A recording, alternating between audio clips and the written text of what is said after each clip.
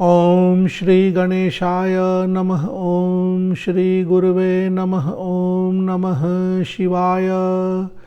श्री परा महायोनि कवच साधना, श्री महानिर्वाण तंत्र, श्री महात्रिपुर सुंदर्याय नमः। पूर्व पीठिका। ओम नमः शिवाय गुरुवे नाद बिंदु कलात्मने। ओम श्री गणेशाय नमः। श्रीमन्महात्रिपुर सुंदर्याय नमः। श्रीमन्महात्रिपुर सुंदर्याय नमः।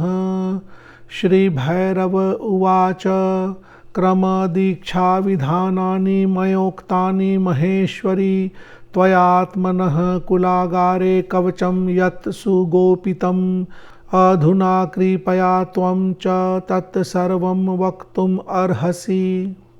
श्री भैरव्युवाच शृणुनाथ प्रवक्ष्यामि तन्त्रसारम् इदं महत्। एतच्छ्रीकवचस्यास्य परब्रह्म ऋषिः शिवः। एतत् श्रीकवचस्यास्य परब्रह्म ऋषिः शिवः। महति जगति च छन्दश्चिच्छक्तिर्देवतोच्यते। ऐं बीजं ह्रीं तथा शक्तिः सकलह्रीं कीलकं तथा परब्रह्म प्राप्तिहेतौ विनियोगः प्रकीर्तितः।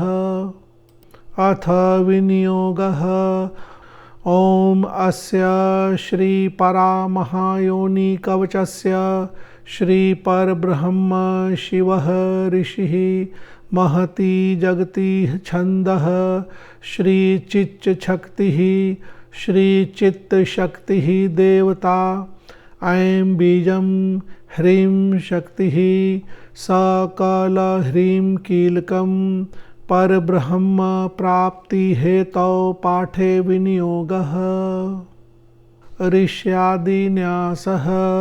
श्री परब्रह्म शिवः ऋषये नमः शिरसि महति जगति छन्दसे नमः मुखे श्री चित्शक्तिः श्री चित्तशक्तिः देवतायै नमः हृदये।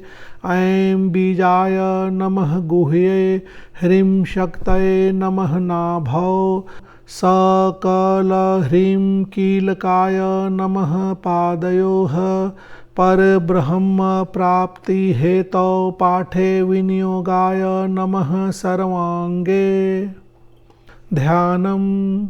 ओम आधारे तरुणार्कबिम्बरुचिरं हेम प्रभं वाग्भवं बीजं मन्मथं इन्द्रगोपसदृशं हृतपङ्कजे संस्थितं विष्णुब्रह्मपदस्थ शक्तिकलितं सोमप्रभाभासुरं ये ध्यायन्ति पदत्रयं तव शिवे ते यान्ति सौख्यं पदम्। ओम ह्रीं स्त्रीं हूं फट् उग्रतारा मूलाधारं ममावतु। ओम ह्रीं स्त्रीं हूं फट् उग्रतारा मूलाधारं ममावतु। ह्रीं भुवनेश्वरी पातु स्वाधिष्ठानं च मे सदा। क्रीं हूं ह्रीं दक्षिणा पातु मणिपुरं तथा मम। नमो भगवत्यै हस्ख फ्रें कुब्जिकायै श्रां श्रीं श्रूं श्रां श्रीं श्रूं अङ्गाञ्जन मे अघोरा मुखी छां छीं किणि किणि विच्चे छां छीं किणि किणि विच्चे। अनाहतं सदा पातु कुब्जिका परमेश्वरी। फ्रें ख फ्रें गुह्यकाली सा विशुद्धं मे च रक्षतु। क ऐ ईल ह्रीं ह स क ह ल ह्रीं स क ल ह्रीं श्रीं आज्ञाचक्रं महादेवी षोडशी पातु मे सदा। हश्छमलवरयुं षच्छमलवरयिं हश्छमलवरयुं षच्छमलवरयिं। नादचक्रं च मे पातु श्रीमद् आनंद भैरवः।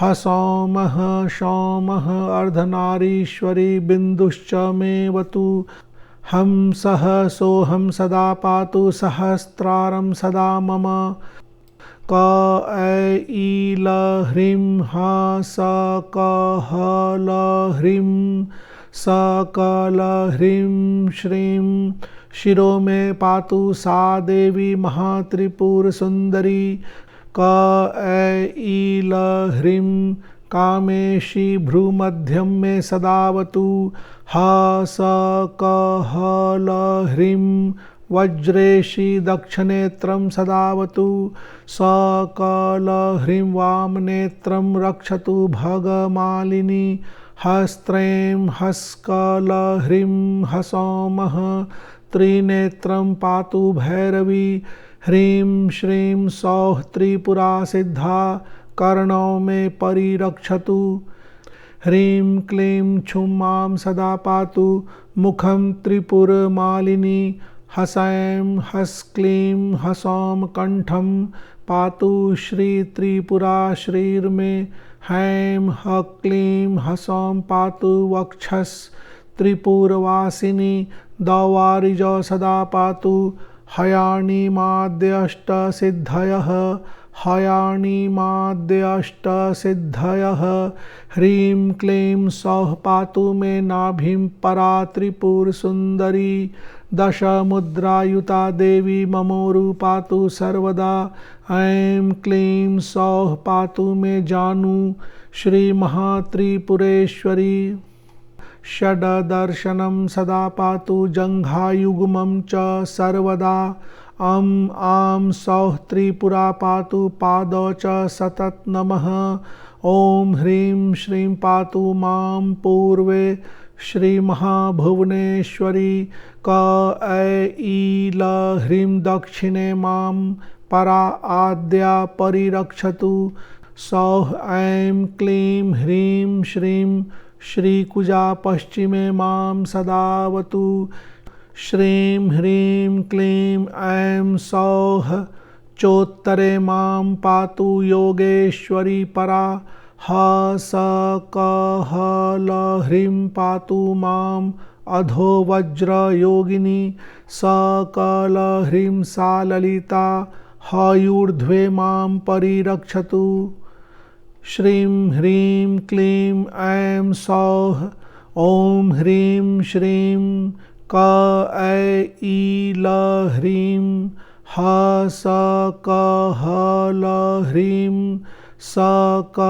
ल ह्रीं सौः ऐं क्लीं ह्रीं श्रीं सदावतु सर्वांगं मे च चिद्रूपा महात्रिपुरसुन्दरी श्रीं ह्रीं क्लीं ऐं सौः ॐ ह्रीं श्रीं क ऐ ह्रीं ह स क ह ल ह्रीं स क ल ह्रीं सौः ऐं क्लीं ह्रीं श्रीं सदावतु सर्वांगं मे च चिद्रूपा महात्रिपुरसुन्दरी फलश्रुति इति ते कथितं देवब्रह्मानन्दमयं परं श्रीमहायोनिराख्यातं कवचं देवदुर्लभं मम तेजसा रचितं श्रीविद्याक्रमसंयुतं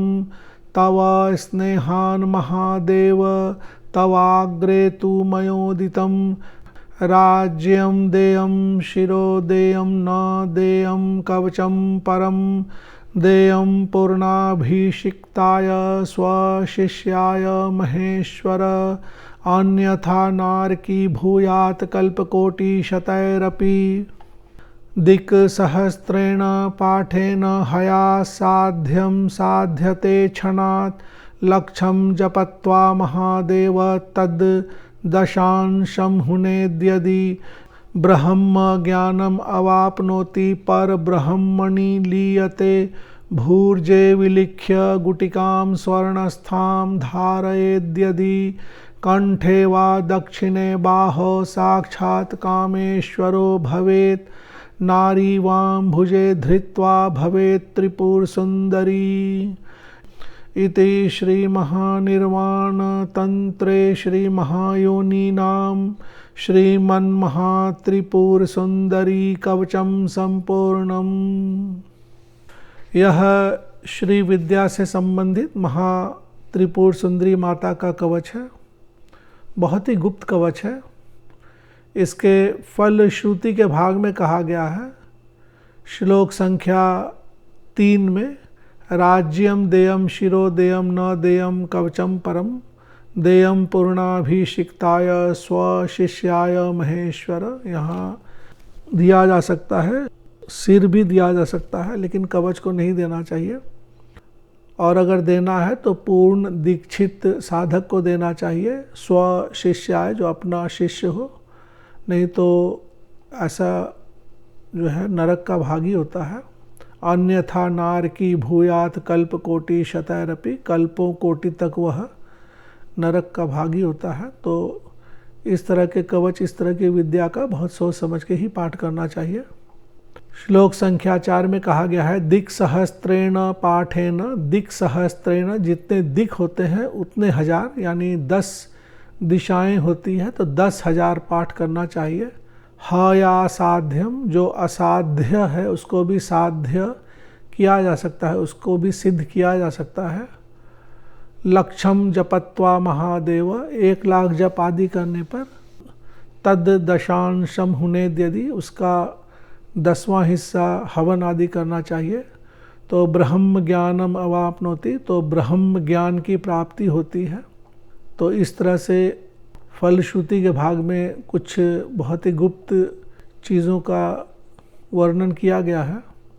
यह महानिर्वाण तंत्र में मिलता है। महायोनी नाम का कवच है और माता महात्रिपुर सुंदरी का कवच है। प्रारंभ में यहाँ पर पूर्व पीठिका का भाग है, जिसमें श्री भैरव और भैरवी के बीच में बातचीत का क्रम है, संवाद है। श्री भैरव उवाच, फिर यहाँ भैरवी उवाच, भैरवी देवी बता रही हैं।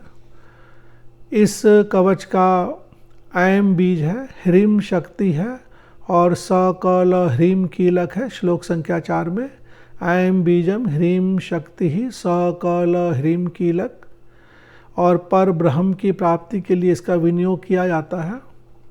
और इसके ऋषि पर ब्रह्म ऋषि शिव हैं। श्लोक संख्या 3 में कहा गया है। छंद महती छंद है, जगती छंद है, और चित्त शक्तिर जो है इसकी देवी हैं, ऐसा कहा गया है। इन्हीं श्लोकों में दी गई जानकारी के आधार पर यहाँ विनियोग है और सारी सूचनाएं विनियोग में दी गई है। साधक यहाँ पर ब्रह्म की प्राप्ति के लिए इसका पाठ करता है। पर ब्रह्म प्राप्ति हेतु पाठे विनियोग है। आपकी कोई अन्य मनोकामना हो तो यहाँ पर जोड़ करके उसका पाठ कर सकते हैं। यहाँ पर ऋष्यादि न्यास है। यहाँ माता त्रिपुर सुंदरी का ध्यान दिया गया है। कवच का मुख्य भाग, मुख्य कवच यहाँ से प्रारंभ होता है। तो प्रारंभ में एक बार ध्यान पूजन आदि करने के बाद कवच की बार बार आवृत्ति करनी हो तो श्लोक संख्या 1 से यहाँ से करें। ओम ह्रीम स्त्रीम हूम फट उग्रतारा, यहाँ से प्रारंभ करके और फिर यहाँ श्लोक संख्या 18। तो इन्हीं 18 श्लोक की आपको बार बार आवृत्ति करनी है। अगर आप इसका 5, 11, 21, 51 पाठ करना चाहते हैं प्रतिदिन, तो इन्हीं 18 श्लोकों की बार बार आवृत्ति होती है। पूर्व पीठिका, फल श्रुति आदि का एक बार ही पाठ करते हैं, प्रारंभ में और अंत में। श्लोक संख्या 18 में यहाँ षोडशाक्षरी विद्या दी गई है। यहाँ जो लिखा गया है उसे ठीक से समझ लेते हैं। यहाँ 18वें श्लोक के ऊपर की लाइन श्रीम 5 है, ओम 3 है, क से प्रारंभ होने वाले 5 वर्ण हैं, ह से प्रारंभ होने वाले 6 वर्ण हैं, स से प्रारंभ होने वाले 4 वर्ण हैं और सौ से प्रारंभ होने वाले 5 वर्ण हैं। तो इस तरह से इसके नीचे इसी चीज़ को और विस्तृत रूप में लिखा गया है। श्रीम 5, श्रीम ह्रीम क्लीम ऐम सौ, फिर ओम 3 से जो प्रारंभ है ओम ह्रीम श्रीम, क जो 5 है क ए ई ल ह्रीम, ह स क ह ल ह्रीम, स 4, स क ल ह्रीम, तो 4 वर्ण, 6 वर्ण, 5 वर्ण, इस तरह के सभी बीजाक्षर हैं।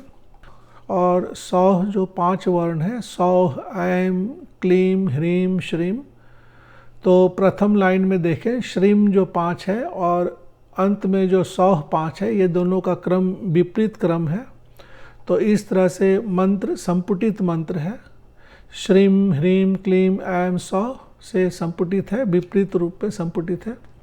और 16 अक्षर का मंत्र, इसमें जो क, ह, स होते हैं, अगर इन तीनों कूट को एक एक मान लेते हैं तो प्रारंभ के श्रीं 5 है तो 5 वर्ण, ओम का 3 वर्ण, 8 वर्ण, और क 1 कूट, ह 1 कूट और स 1 कूट, तो 8 और 3 11, और सौः के 5 वर्ण 5, तो 11 और 5 16 वर्ण षोडशाक्षरी विद्या यहाँ छिपी हुई है। बहुत ही प्रसिद्ध विद्या है, बहुत ही गुप्त विद्या है। प्रायः इस तरह के मंत्र आदि जल्दी प्राप्त नहीं होते हैं। इसकी PDF की फाइल की लिंक वीडियो के नीचे डिस्क्रिप्शन बॉक्स के माध्यम से दे दी गई है, आप वहां से डाउनलोड कर लें। कुछ अन्य शब्दों के संधि विच्छेद आदि भी PDF की फाइल में हम दे देंगे, तो उनके अर्थ भी आपको स्पष्ट हो जाएंगे। धन्यवाद।